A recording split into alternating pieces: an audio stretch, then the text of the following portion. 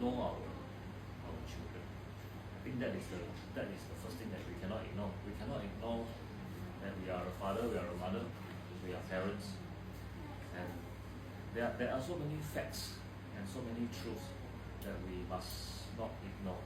Because once we ignore it, we will not know what to do.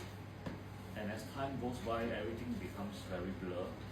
And then we simply just take all the ideas of whatever is given to us in the wider society, which might work for society at large, but it does not work for the individual family and the individual father, individual mother, individual parents. It just doesn't work because there are so many things that we need to take note of for ourselves, right? So one of the things that we cannot ignore would be we cannot ignore that we need to know this stranger who has not even developed some kind of personality that we can readily observe. Right, we can see from young, oh, this child cries more, this child doesn't give in more. Okay, we know that his personality is more hard-headed. Right, but these are just signs and hints. We really need to put in the effort. So next, we cannot ignore the fact that we are parents. Right, because down the road, because as things get more and more challenging, most of the time we give up our role as fathers and mothers and parents.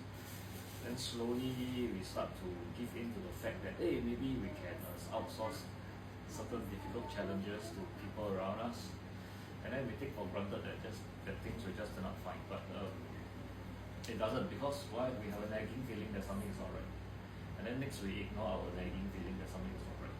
So there are many things that we can ignore, but right, I think that what ultimately we have to go back to the root of the problem is that we have forgotten what is a father, what's a mother, what are parents, what are children.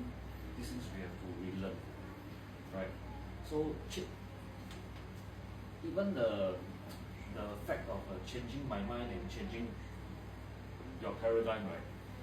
It is only possible that the changing of your paradigms, changing of your worldviews, changing of your mind, changing of the way you act, right? It can only work if you know what's the right direction, right? Because we can lie to ourselves that we have changed our mind,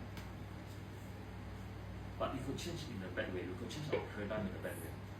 Why? Because we have been changing our minds all along. Most people, they get into a marriage, right? Happily, positively, excitedly, they have a vision, right?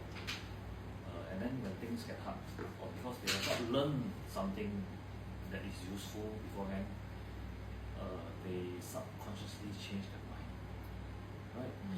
Giving up your role as a father, giving up your role as a parent, giving up your role as a husband, you have already changed your mind. You just don't realize that you changed your mind because you didn't have the truth, the foundation to base your actions and your role upon, right? You have changed your mind, you just didn't know it, right? So changing your mind and changing your paradigm is a very neutral thing. But knowing what is true, knowing what is right, knowing what works, observing that you have not found the way home back to the city for your child, observing that, oh, you realize that until now you have lost sight of your child, that's the right direction, right? Then only then you must realize that now you must change. So do not for a moment think that you are not changing your mind. You are changing your mind all along, right? But is it in the right direction? And also it is possible to change your mind to a point where you find a sweet spot, but that sweet spot is actually a lazy spot or a stagnant spot. Yeah, so all these things we have to work it out for ourselves, and I totally agree with you. If anybody needs help to clarify their life in a better way, I think this is a good place. Because we have been doing this for ourselves, for everyone, for the past how many years? At least for me, it's the past 18 years.